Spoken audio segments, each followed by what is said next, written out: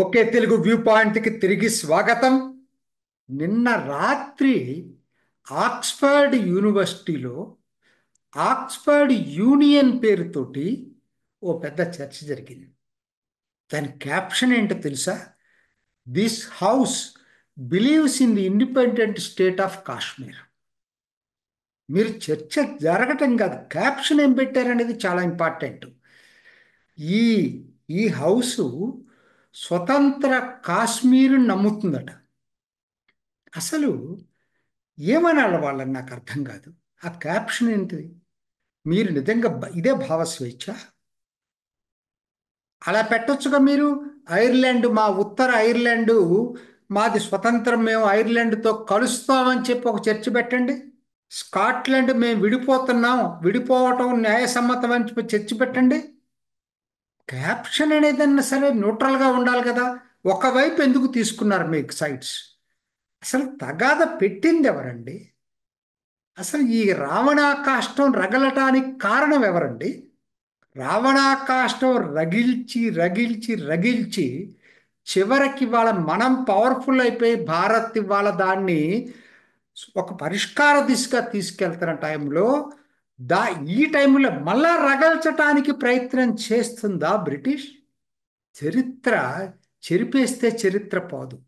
ఎవరితోటి పెడతారు మీరు? నిషిద్ధ ఉగ్రవాద సంస్థలతోట? జేకేఎల్ఎఫ్. జేకేఎల్ఎఫ్ మీ యూకేలోనే డిప్లొమాట్ని, యూకేలో ఉన్న డిప్లొమాట్ని చంపేసింది. ఎంతమంది చంపేసింది? కాశ్మీర్ పండిట్లు 1989లో వెళ్ళిపోవటానికి కారణమైనటువంటి సంస్థ. ఆ యాసిన్ మాలిక్ ఇవాళ ఊచలు లెక్కేస్తున్నాడు భారత జైల్లో. దానికి చైర్మన్ అట. ఆయన పేరు ఏదో పెట్టారు, ఏదో జఫర్ ఖాన్, ప్రొఫెసర్ జఫర్ ఖాన్ అని.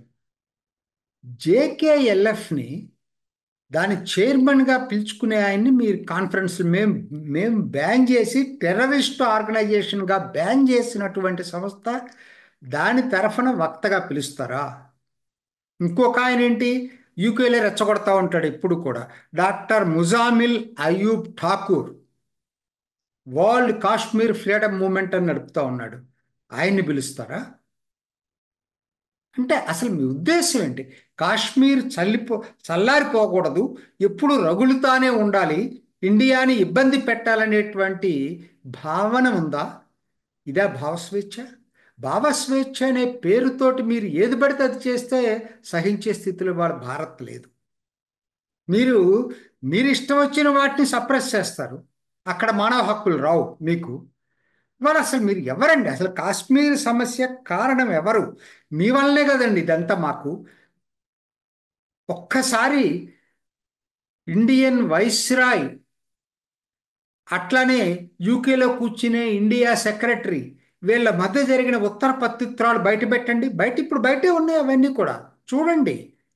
కాశ్మీర్ కావాలని చెప్పి అసలు పాకిస్తాన్ క్రియేషనే వాళ్ళది.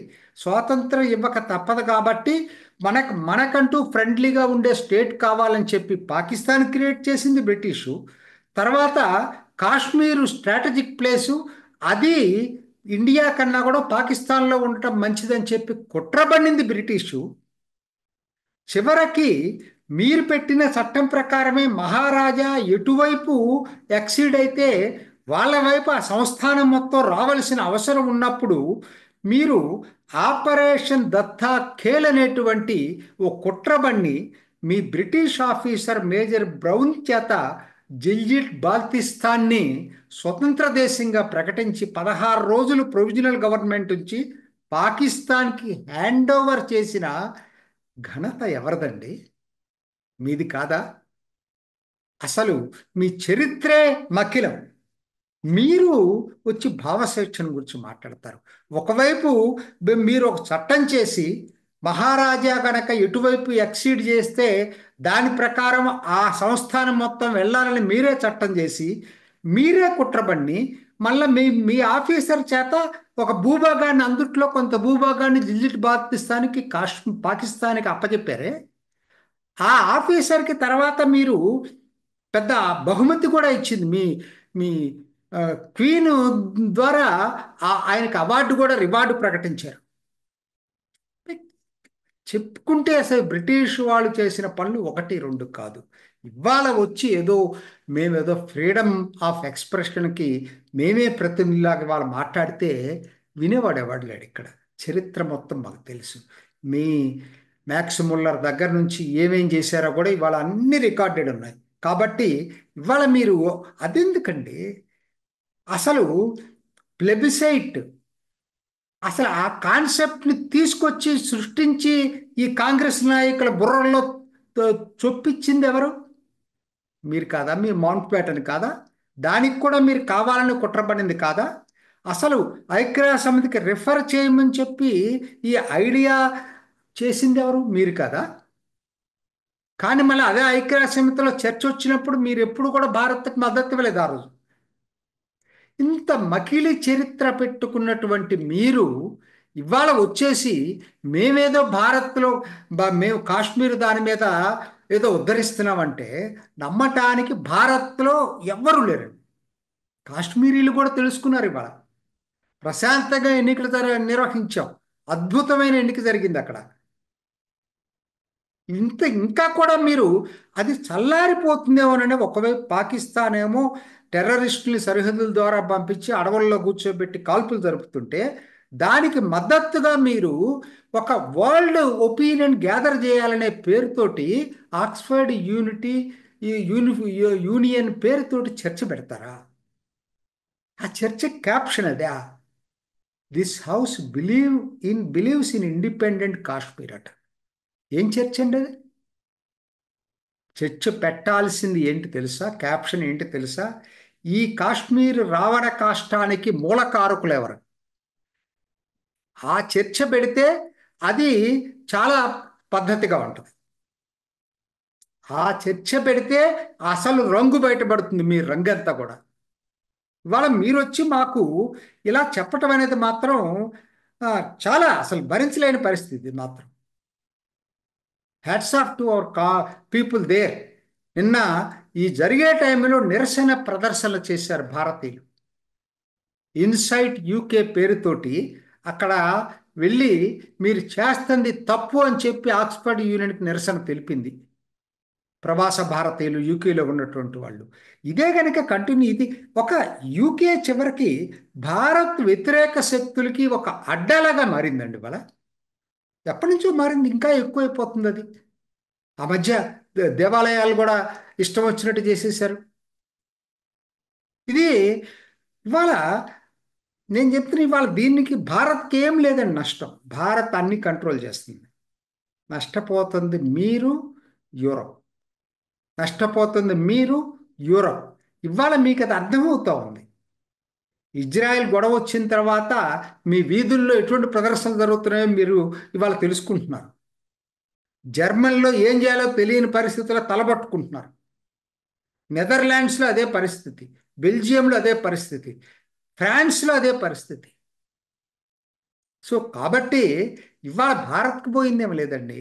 అయినా ఇంకా రెచ్చగొడతామంటారా?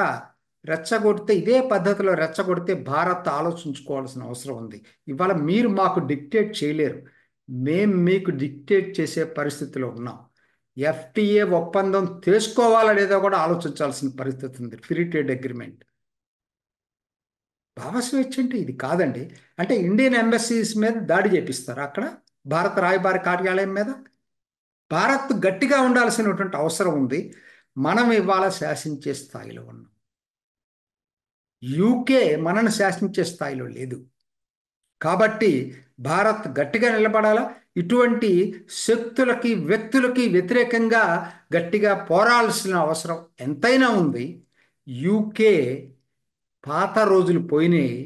మీ మీరు మీరు ఇవాళ గత వైభవం చూసుకొని మాకేదో నీతులు చెప్పాలనుకుంటే మాత్రం కుదరదు.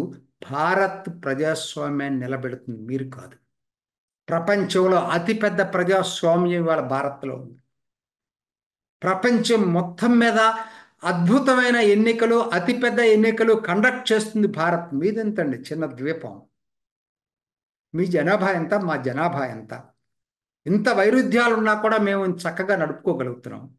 మీరు ఐర్లాండ్లో ఏం చేశారో మాకు తెలీదా? ఎంతమందిని చంపేశారో తెలీదా? చివరికి దానికే కదా మౌంట్ బ్యాటన్ బలైపోయింది, చంపేసింది వాళ్ళు. ఆకాంక్షతోనే కదా. మీరు మాకు నీతులు చెప్పే పరిస్థితులు లేవు. దయచేసి ఇటువంటి ఇంకా జరిగితే మాత్రం భారత ప్రభుత్వం యూకే ఎఫ్టిఏ విషయంలో మాత్రం పునరాలోచించుకోవాల్సిన అవసరం ఎంతైనా ఉంది. ఇది ఈనాటి ఓకే తెలుగు వ్యూ పాయింట్. మరొక ఎపిసోడ్లో మళ్ళీ కలుసుకుందాం. నమస్తే.